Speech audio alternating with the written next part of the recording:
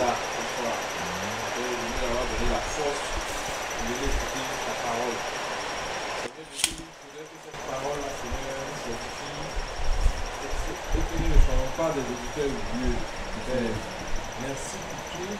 En toute chose, le nom de ton Fils Jésus. Amen. Amen. Merci beaucoup, mon frère. Merci pour la prière. Comment va les gars? Comment va les frères et sœurs? J'espère que notre journée s'est bien passée. La mienne s'est bien passée par la grâce de Dieu. Donc je reviens aussi avec des bonnes nouvelles de là-bas. Là-bas, j'ai rencontré aussi les célibataires. Voilà. Je dis que j'ai rencontré les célibataires comme nous. Ils sont vraiment extraordinaires. On n'est pas sûrs. J'ai rencontré aussi des étudiants qui allaient à l'université de Legon. La plus prestigieuse université au Ghana. C'est vraiment très grande. C'est vraiment belle. Quand j'étais là-bas, j'étais parti pour moi. Il me dit comment un étudiant au sein de cette université, et puis tu ne vas pas rêver donc. C'est beau, hein? Très beau. C'est très bien. C'est qu'il est parti en 2016 au Ghana par rapport à 2016. Il y avait une conférence. C'est qu'il est parti en 2016. Je crois que c'est là-bas qu'ils ont été perdus. Mais c'est grand, c'est vaste. Donc, on a vu les mariés, on a vu les célibataires, on a vu les étudiants. Puis on a vu aussi les adolescents. Il y avait aussi les enfants. Oui, il y avait aussi les enfants. Moi, ce que j'ai aussi retenu de là-bas aussi, c'est que le franc ghanéen, on appelle ça le CBN. Le franc ghanéen, actuellement, la monnaie pour nous. Bon, franc, ça c'est pour nous. La monnaie ghanéenne, on appelle ça le CD. Donc chez nous, on appelle ça franc CFA. Voilà, franc CFA. Donc la monnaie ghanéenne, par exemple, actuellement, elle est montée par rapport à nous. C'est quand il y a, ici, quand il y a 1000 francs, ça fait 26 000. Environ 26 000. Donc vous voyez, avec 5 000, c'est rien. 5 000, ça fait des 100, ça fait environ 106 000. La monnaie ghanéenne. Souvent ça augmente, souvent ça chute. Dans cette année-là, les monnaies ont augmenté par rapport à nous. Mais quand vous arrivez dans un pays où vous ne mettez pas, vous avez la barrière de lycée, tout ça. Donc souvent, on te coupe quoi. Voilà. On essaie de te couper. Là, quand on te coupe comme ça, après tu seras hier. Voilà, c'est pareil. Je pense souvent les blancs viennent ici. Quand ils vont manger dans les restaurants, on ne voit rien. Hein? On les coupe. Nous, on allait en parler français sur le mois. Quand tu arrives comme ça, il y a ton visage. En fait, tu parles français en même temps. Il dit un montant, quand tu es là, tu dis ouais. Et puis, ils n'aiment pas discuter. Il a dit ça coûte 106 livres. Là, monter, descendre. 106. Si tu es fâché, vous pas.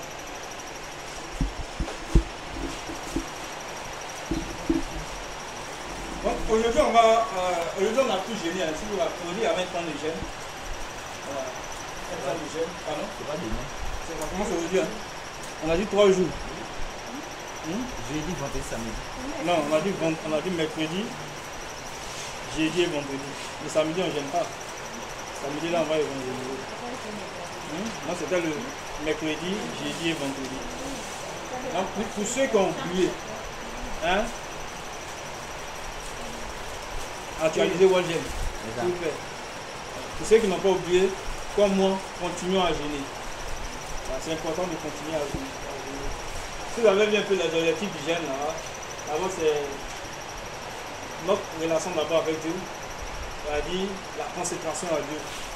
Alors, le deuxième objectif, c'est que Dieu peut nous donner aussi le réengagement aussi missionnaire. Et donc le troisième objectif aussi, c'est vraiment aussi de prier aussi. Prier pour les personnes que nous allons rencontrer, pour que Dieu dispose leur cœur à son message. Et puis, enfin, on va prier aussi pour ceux actuellement qui étudient la Bible. Donc, à partir de demain, va finir le jeûne avec le vendredi. Et puis il y a une autre information aussi, c'est que il y a une journée de salubrité le samedi 26. Voilà, ça c'est à l'université de Cocody à partir de 9h. C'est le même samedi là, nous on a un temps d'évangélisation. Pour nous c'est dans l'après-midi. Donc il y a une journée de salubrité. Il faudrait vraiment que on se mobilise pour aller à l'université du Cocody. Ça sera à partir de 9h. Qui se rappelle un peu de ce qu'on avait abordé le mois passé? Qui se rappelle? Le mois passé, à notre classe spécifique, ici, on avait abordé un thème. Le mois passé.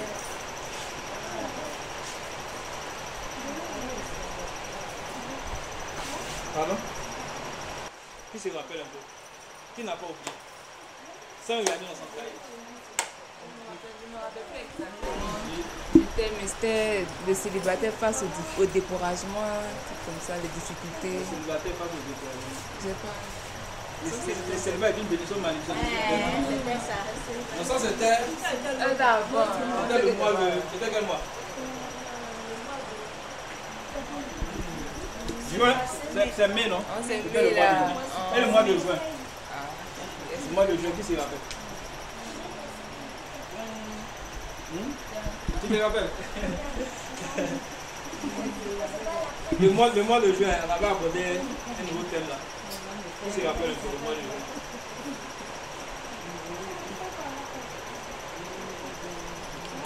Le mois de juin, qui se rappelle? Moi je l'avais oublié. Oui. C'est pas bien entré dans mon cœur. C'est ça, non? Donc aujourd'hui on va revenir là-dessus. Là ça va rester dans le cœur. Ça va rester dans le cœur. Ensuite, vous vous rappelez le mois de juin, on avait abordé sur l'engagement. C'est ça, non? On avait abordé sur l'engagement. Je ne sais pas si vous vous rappelez. C'est ça, non? L'engagement. On avait abordé ce thème-là. Normalement, il y a voulu aujourd'hui me reposer un peu. Normalement, l'étape devait être une avec nous encourageons ça. Mais présent c'est des sous. Il y a eu un empêchement. Donc on va revenir là-dessus. C'est quoi l'engagement selon vous?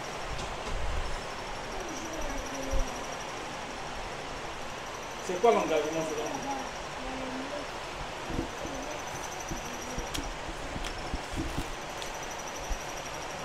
Il n'y a pas de... Donnez une réponse. Voilà. L'engagement c'est quoi? L'engagement, c'est se donner à fond. C'est se donner à fond. C'est se donner à fond de quelque chose. L'engagement, c'est se donner à fond. Qui d'autre? Qui voulait ajouter? Vous avez besoin de nous de tout ça en engagement? C'est aussi une résolution. C'est aussi une résolution. Voilà. C'est une décision, au fait. En quelque sorte, une décision que tu prends par rapport à quelque chose. Voilà. Donc, qui ici? Qui ici?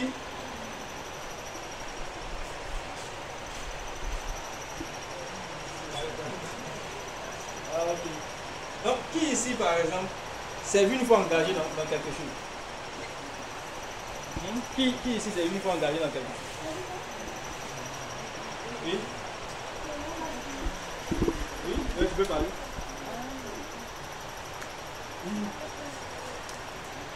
Je me suis engagée à... Oui, le jour où il a décidé de donner ma vie à Christ. Et ce jour-là, c'était... Bon, pour moi, c'était un jour très précieux, très encourageant aussi. Mais pour certains pas. Non, pour mes parents pas. Ouais, pour mes parents pas. Pardon? Oui, c'est pas la concernée. Ouais. Donc pour moi c'était bien. J'étais contente de m'engager avec le Christ. Ça m'a fait du bien. Et ça continue encore. Ça continue. Amen. Moi personnellement, je me suis engagé. Je me suis engagé avec des chefs. Vous savez, quand tu bâtis là, Si tu quand tu bâtis, forcément tu vas t'engager, n'est-ce pas? Quand tu aimes quelqu'un, parce que la vraie motivation qui est derrière, c'est l'amour. Donc quand tu aimes quelqu'un, tu es prêt à t'engager pour aller jusqu'au bout. Même quand souvent ça ne marche pas. Quand je me rappelle où il y a eu des relations avec des soeurs, j'ai battu avec les frères. Il fallait vraiment être engagé. L'engagement, c'est quelque chose qui est pratique. Si tu aimes une soeur, tu vas l'appeler. N'est-ce pas? Tu aimes un frère, tu vas l'appeler aussi. Tu vas l'appeler. Tu vas chercher à avoir ses nouvelles.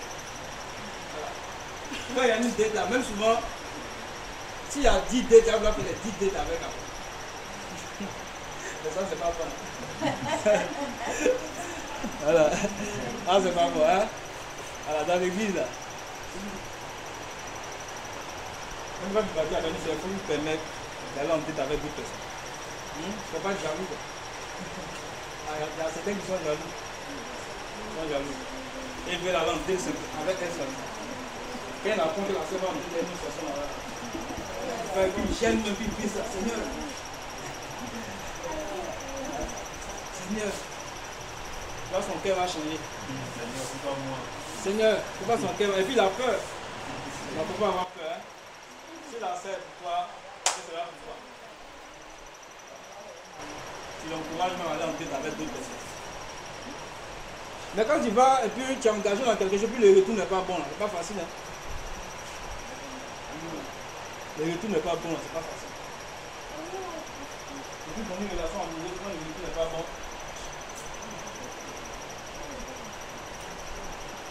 arrivé à un certain moment, on commence à avoir vraiment des... On commence à avoir quoi?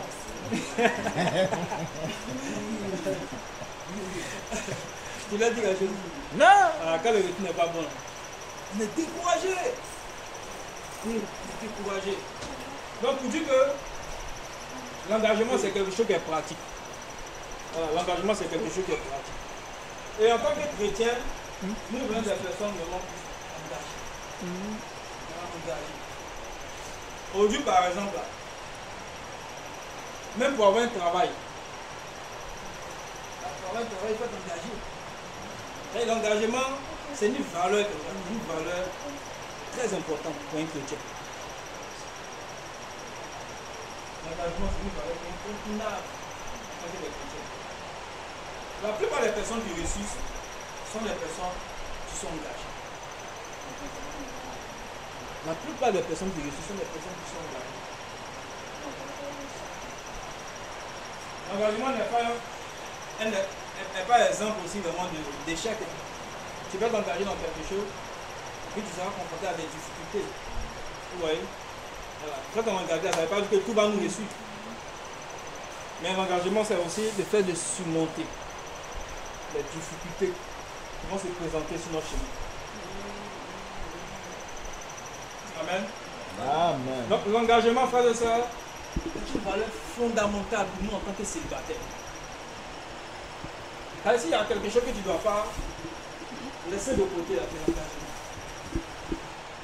C'est-à-dire l'engagement est dans toute notre vie. Que ce soit sur le volet spirituel, sur le volet académique, sur le volet professionnel, même relationnel. L'engagement doit être au cœur de notre vie en tant que disciple.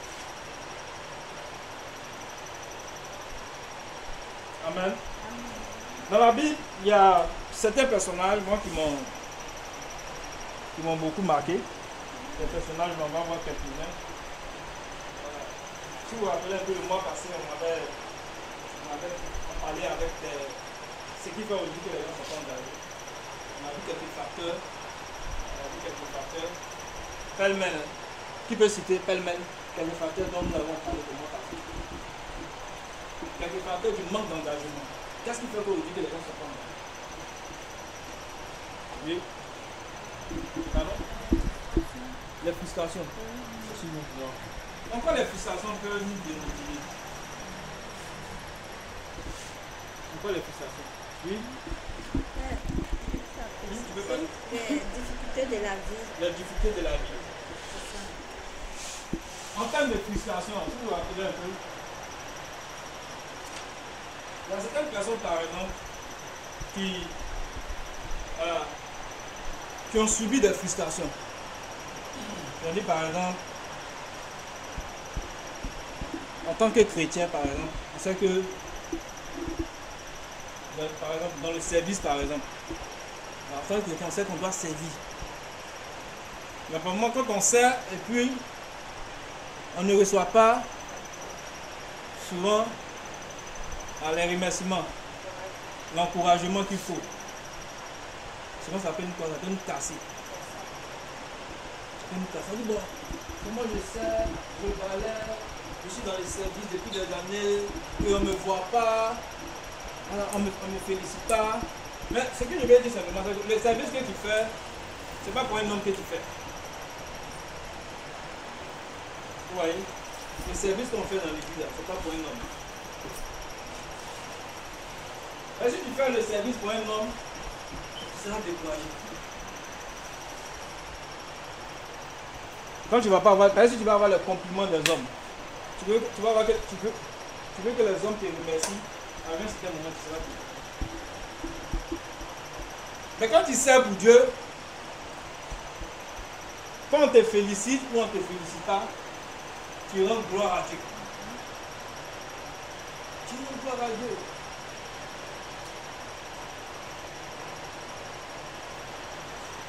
D'abord, quand on sert, c'est pas pour un homme qu'on sert. Ça va vous faire plaisir à un dirigeant. Ça va vous faire plaisir pour faire le soeur. Mais c'est pour rendre gloire à Dieu qu'on va servir. Et ça, c'est vraiment important pour le soeur. Et certains se sont découragés parce qu'ils n'ont pas reçu des encouragements. C'est important aussi d'avoir des encouragements. Je ne dis pas que c'est mauvais d'avoir des encouragements. Mais ce que je veux dire, c'est vraiment, n'attends pas les encouragements des hommes forcément. Pour faire ce que tu peux faire. Pour faire ce que tu peux faire. Si Dieu t'a donné un don en quelque chose, fais-le. De tout ton cœur. Et non, ne cherche pas la gloire des hommes. Ne cherche pas le compliment des hommes. On fait le pour rendre gloire à Dieu. Mais il y avait aussi les difficultés aussi. Les difficultés aussi que nous décourager. Tu veux donner un autre facteur aussi. Le manque d'engagement. Oui, alors. Le manque de méditation. Le manque de quoi? Méditation. Le manque de méditation. Donc, l'un des aspects, l'un des problèmes qui fait qu'on n'est pas engagé souvent aussi, lorsque notre relation avec Dieu prend un coup. C'est ce qu'il a dit tout à l'heure. Donc, quand on n'a pas une bonne relation avec Dieu, on ne peut pas être engagé pour Dieu, n'est-ce pas? Dans notre vie de prière, lorsque notre vie de prière a un souci, lorsqu'on n'arrive plus à méditer, on n'arrive plus à prier, lorsqu'on ne va pas bien même, c'est parce qu'on va bien qu'on va aller sauver, on peut sauver les gens. Mais si on ne va pas bien, on ne peut pas sauver les gens. Donc notre relation avec Dieu aussi est quelque chose qu'on va nous sauver. Notre relation avec Dieu est quelque chose qu'il faut nous sauver. Donc qui veut donner un autre facteur aussi? Le manque d'engagement. On va parler aussi de la richesse. Pardon? De la richesse. De la richesse. En quoi la richesse peut faire qu'on n'est pas engagé? En quoi?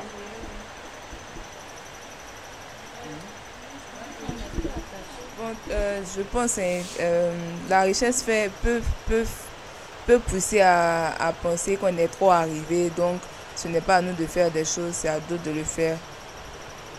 Donc, ça peut nous pousser à nous penser supérieurs aux autres, au fait. D'accord. Donc c'est ça. Donc vous voyez,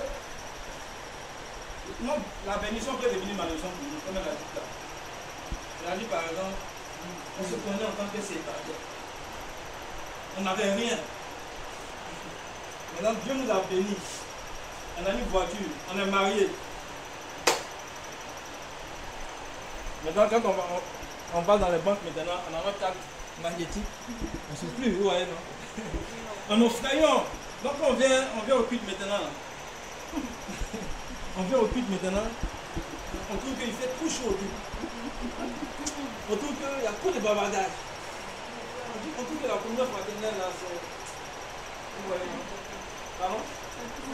C'est trop. La communion fraternelle est trop. On se colle trop aux gens. Mais... Et puis quoi encore? On devient orgueilleux. En fait, la richesse en soi n'est pas mauvaise. Mais la richesse peut nous rendre orgueilleux si on ne prend pas soin de notre cœur. Et vous voyez, moi je connais un frère que Dieu a béni, qui est à Hongrie. Lui, chaque dimanche, les chaises, vous voyez les chaises qui sont assis là, il vient avec ses enfants, il a des petites filles, avec ses neveux à même. Lui-même, bien plus je suis les chaises. Je suis. Mais c'est quelqu'un que Dieu a béni, qui a le moyen, qui a l'argent. Mais il est effacé. Donc, c'est quelqu'un qui travaille dans l'ombre.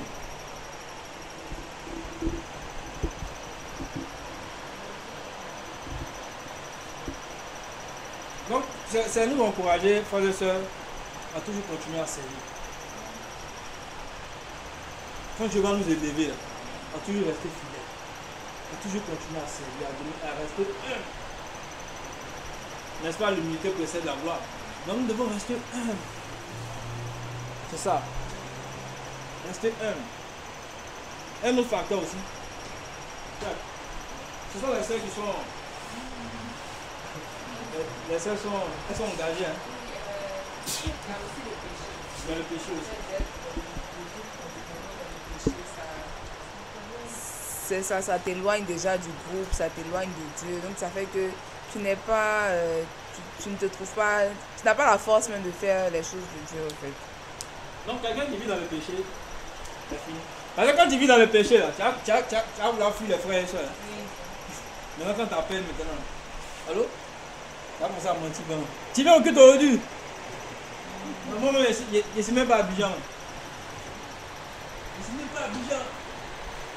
C'est où? Bon, moi-même, je suis ici actuellement à Boisson. Hein. Tu commences à mentir facilement. Donc, le péché là, non seulement le péché fait que. On pense que le péché fait que.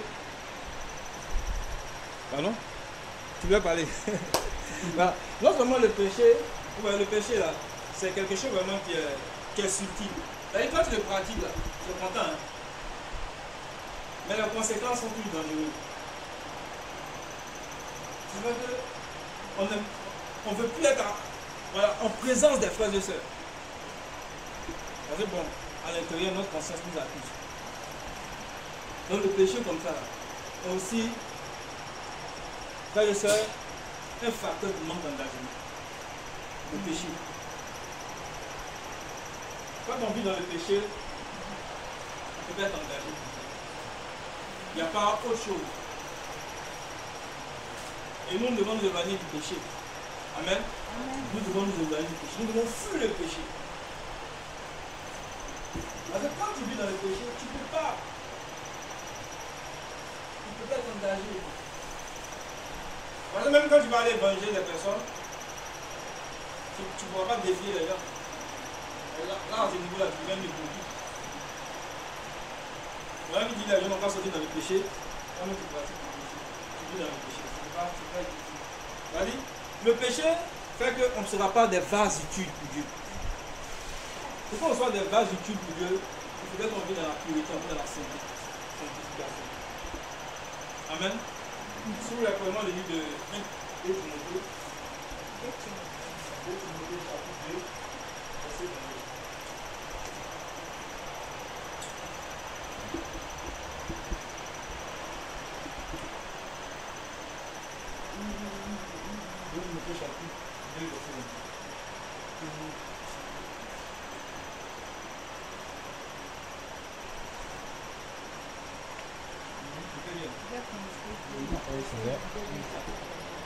Timothée 2, verset 22. Fuis les passions de la jeunesse et recherche la justice, la foi, la charité, la paix avec ceux qui invoquent le Seigneur d'un cœur pur. Repousse les discussions folles et inutiles, sachant qu'elles font naître des querelles. Or, il ne faut pas qu'un serviteur du Seigneur ait des querelles. Il doit au contraire avoir de la condescendance pour tous, être propre à enseigner, doué de patience. Amen. Amen. Jusqu'au verset combien? Jusqu'au verset 24. Sur le verset 21. Le verset 21, c'est Le verset 21. 2 Timothée 2, le verset 21 dit ceci. Si donc quelqu'un se conserve pur en s'abstenant de ces choses, il sera un vase d'honneur, sanctifié, utile à son maître, propre à toute bonne œuvre. Amen. Donc, comment on comprend ce passage?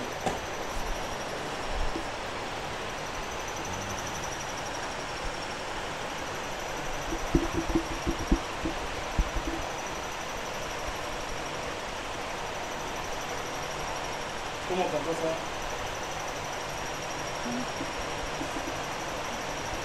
Est-ce que je comprends?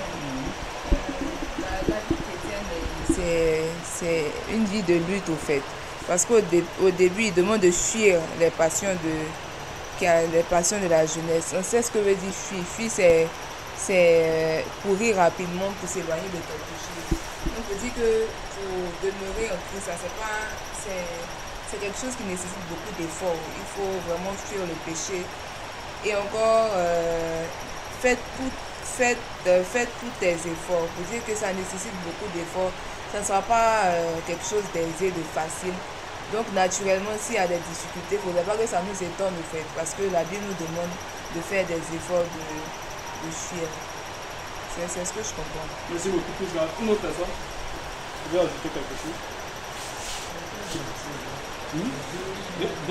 2 Timothée chapitre 2, verset 21.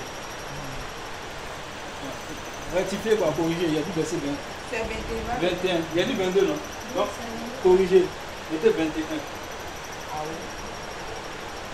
Ici, qui l'a dit quelque chose? Non, qui l'a dit quelque chose? Tu dois ajouter quelque chose? D'accord.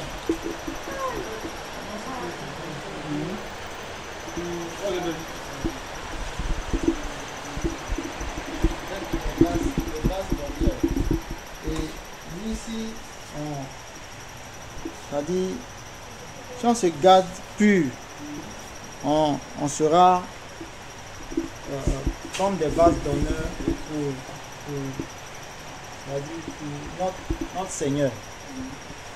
Donc, moi, je vois ici que la Bible met l'accent ici sur le péché, la pureté, le fait de se garder pur, afin que Dieu puisse nous utiliser. Donc, wow. Merci beaucoup. Merci beaucoup à Prisca, merci beaucoup à Fulvio. As-tu voulu ajouter quelque chose?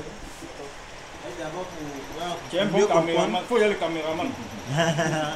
Pour mieux comprendre le verset 21, il fallait remonter un peu plus haut, c'est-à-dire à partir du verset 19. D'accord.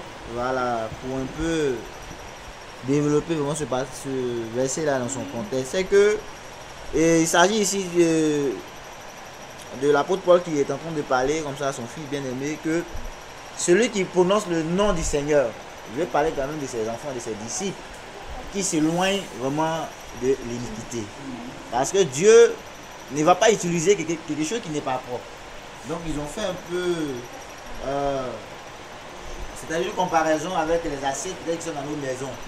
Parce qu'on ne va jamais accepter de peut-être nous servir à manger dans une assiette qui est déjà sale. On va essayer d'abord d'en nettoyer, tout ça. Donc c'est dans ce contexte un peu qui nous décrit que Dieu va utiliser des personnes, mais il ne va pas utiliser celui qui est attaché, ou bien qui baigne vraiment dans le péché. Donc si vraiment on comprend ça, c'est qu'on doit se garder vraiment pur. Voilà, c'est un peu ce que je comprends en fait. Merci beaucoup. Tu veux ajouter? Tout ça. Je vais rajouter. Bon, c'est un peu ce que chacun a dit. Je comprends par ce verset que si on ne se garde pas tout, Dieu ne va nous utiliser. Et c'est vraiment triste parce que à quoi ça sert d'être sur la terre et ne pas pouvoir être utilisé par notre créateur. Donc c'est vraiment impératif pour nous de faire en sorte de lutter et de demeurer pur. C'est ce que je voulais rajouter. Qui d'autre? Tu veux ajouter quelque chose? Personne? Il a quel âge aujourd'hui là? Il a 20. Donc on ne pourra pas voir toutes les... Mais lui c'est ce qu'on avait fait le mois passé, c'était de réviser. Si vous voyez même, c'est pas la même chose. Voilà, c'est l'esprit qui bouge. C'est pas les mêmes versets bibliques. Maintenant, ici par exemple, quand on regarde un peu ce passage ici il s'agit de Timothée, qui était un jeune pasteur. Donc quand Paul écrit là, Paul recommande avoir une certaine attitude dans le ministère. Mais si on veut faire une analogie avec nous, Timothée était un jeune comme nous. Parce que quand on est jeune, on est confronté à beaucoup de choses. On est jeune chrétien, on est confronté à beaucoup de choses. Mais ici, pour qu'on soit vraiment des personnes engagées, on doit se conserver comme des personnes pures.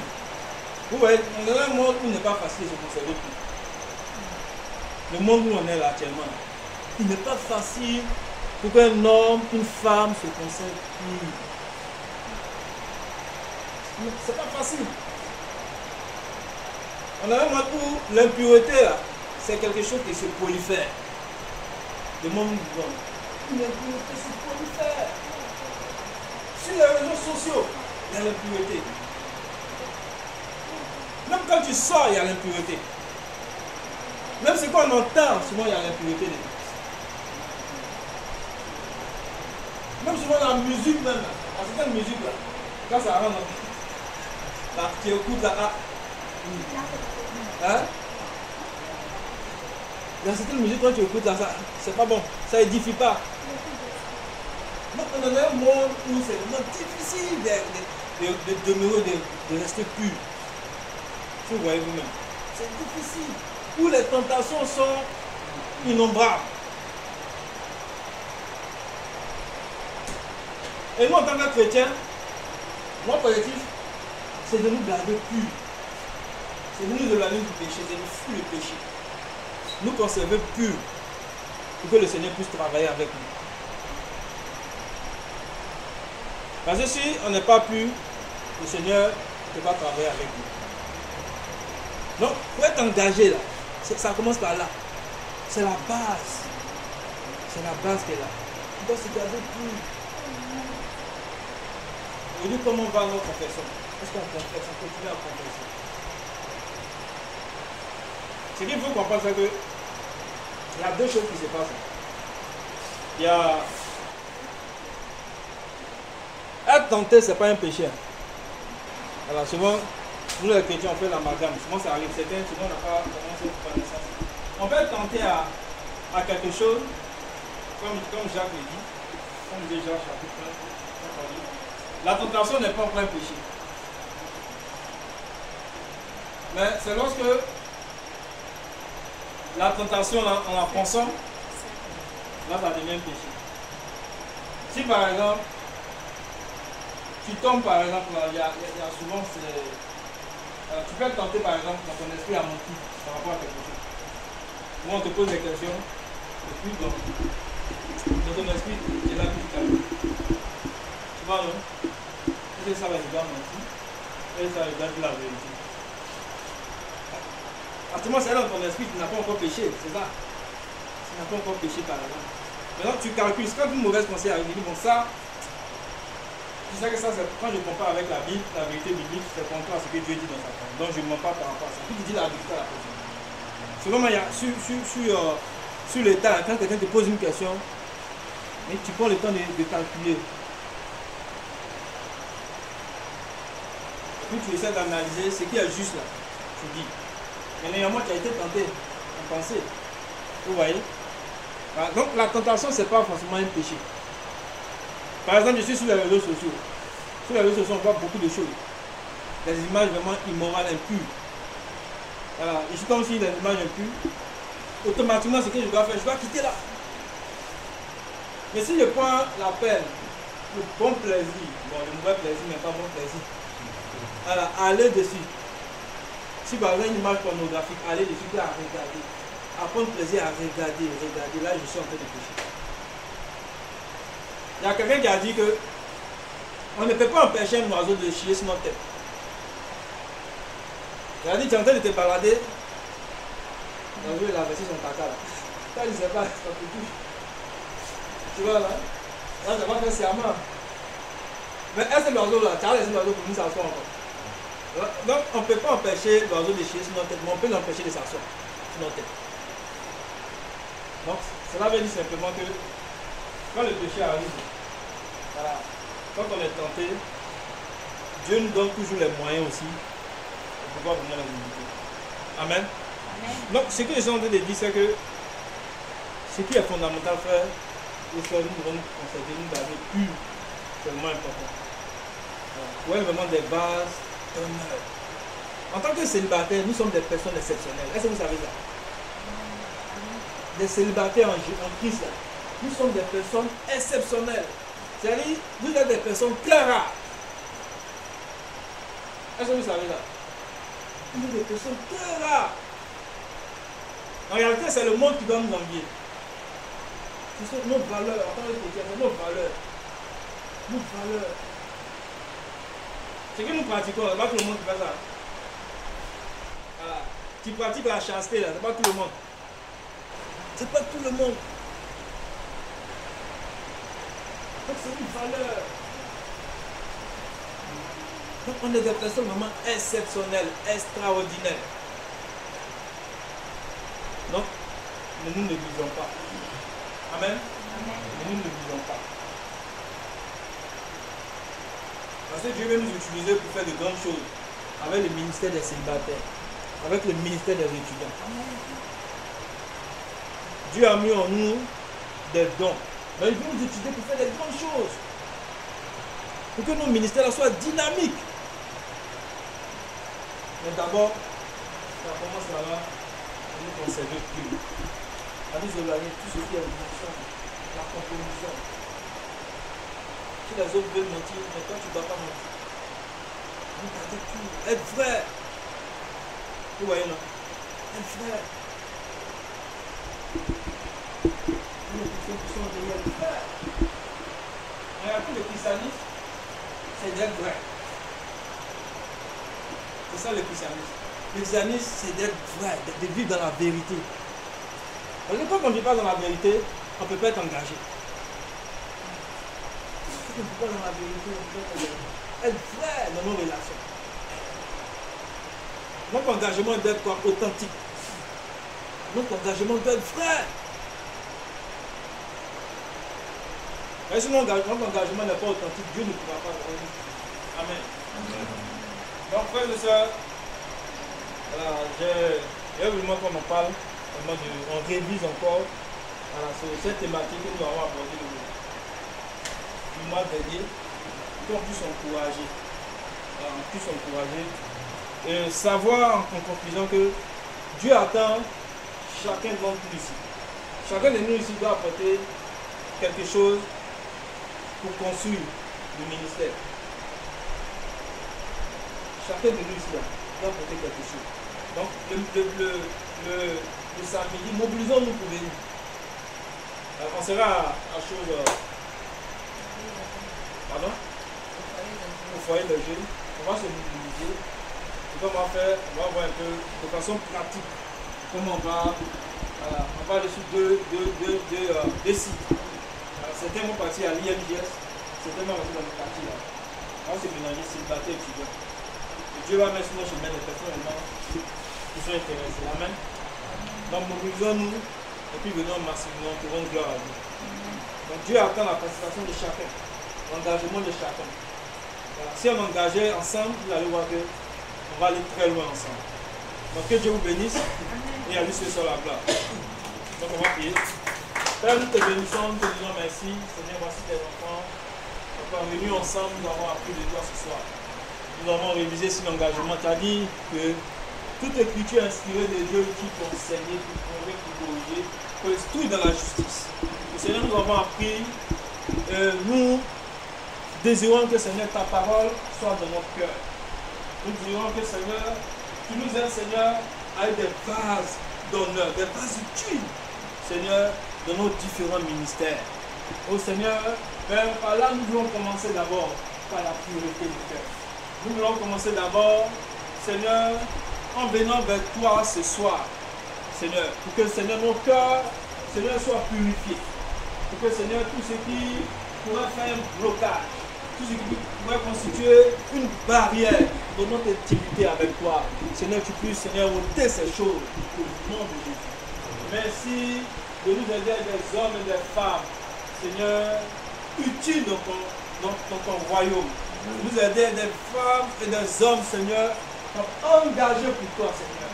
Mais nous savons que nous ne pouvons pas être engagés, comme Paul disait à Timothée, si nous ne sommes pas des bases d'honneur, si nous ne nous gardons pas purs. Je sais qu'aujourd'hui, c'est vraiment difficile de se garder purs. Et je prie que tu nous aides, Seigneur, à nous garder purs de l'orgueil, à nous garder purs, Seigneur, de la convoitise, à nous garder purs, Seigneur, Père, de toute forme de malice, de ruse, Seigneur, s'il te plaît, vivifie nos cœurs. Si dans nos cœurs il y a la rancune, si dans nos cœurs il y a la médisance, si dans nos cœurs, Seigneur, il y a toute forme de péché, oh Dieu, pardonne-nous, Seigneur. Viens nous sanctifier. Que tu nous aides, Seigneur, en sortant même de ce temps, Seigneur, à confesser.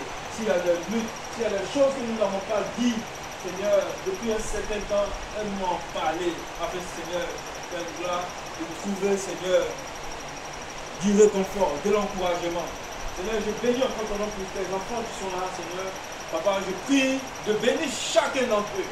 Je prie, Seigneur, que tu aides chacun d'entre eux, non seulement, Père, avoir une foi qui est riche, avoir un engagement qui provient de toi, Seigneur, un engagement céleste, comme Paul avait, comme Jean avait cet engagement céleste, mais l'engagement divin dans nos cœurs, et que notre vie puisse impacter notre entourage, Seigneur. Merci, Seigneur, également pour tes enfants qui sont là. Seigneur, tu connais leurs besoins respectifs, et puis de combler leurs besoins. En termes professionnels, que tu bénisses chacun, que tu ouvres des portes, Seigneur, où les portes sont fermées, et il ouvre des portes. Et que tu aides, Seigneur, là où ils sont, tes enfants, Seigneur, et que les gens voient leur engagement professionnel aussi, Seigneur. Non seulement dans l'honnêteté, mais aussi, Seigneur, Père de gloire, en termes de travail, Seigneur. Comme dans ta parole, il y avait également dans ta parole, Daniel, qui était vraiment un modèle en termes d'engagement professionnel, mais aussi en termes de valeurs spirituelles. Et puis que Seigneur, que chacun de tes enfants est un modèle, partout où ils sont, qu'ils puissent influencer les gens, les hommes, par leur intégrité, par leur, Seigneur, par leur intégrité, Seigneur, par leur foi, Seigneur. Merci, Seigneur, de te souvenir de chacun d'entre eux, éternel. Merci de les bénir. Merci, Seigneur, de déposer tes grâces divines sur la vie de chacun de tes enfants, Seigneur. Et que, Seigneur, personne ne manque de quelque chose, Seigneur. Apporte la santé, le réconfort, parce que nous sommes découragés, Seigneur. Visite nos cœurs. Nous voulons être des célibataires, Seigneur, Père, extraordinaires, Seigneur. Nous voulons être des célibataires qui vont impacter notre génération, Seigneur. Merci de bénir chacun. De toutes tes grâces, Seigneur, dans la vie de chacun, Seigneur. Merci, Seigneur, pour ce soir. Nous avons été encouragés ce soir. Je prie que, Seigneur, nous raccompagne de notre mission respective. Merci pour le mois prochain. Merci même pour avant le mois prochain, ce samedi. Nous voulons que toi-même tu nous assises par ton Saint-Esprit. Que, Seigneur, tu mets l'engouement dans nos cœurs pour que nous soyons tous présents. Pour pouvoir, Seigneur, t'honorer à travers ce temps d'évangélisation. Que, Seigneur, tu puisses avoir un bon temps aussi. Un bon climat, Seigneur. Seigneur, que le climat soit propice, Seigneur, pour annoncer ta parole, Seigneur. Merci, Seigneur, pour l'organisation même qui se bouge pas. Nous mettons tout en tes mains, que toi-même tu puisses coordonner. Merci encore pour ton 5e anniversaire. Nous voulons te bénir, Seigneur, pour ton 5e anniversaire. Seigneur, tu sois avec toutes les commissions, Seigneur, toutes les invités qui arrivent, tous ceux qui sont là, nous bénissons ton église, et que c'est ton 5e anniversaire puisse nous rapprocher de toi, puisse nous changer, Seigneur, et que, Seigneur, nos frères puissent grandir, que nos mystères grandissent, et que, Seigneur, la gloire, l'honneur, la puissance et la révélation te reviennent. C'est au nom de Jésus, nous avons prié. Amen. Bonne soirée à tous. Somebody scream tonight.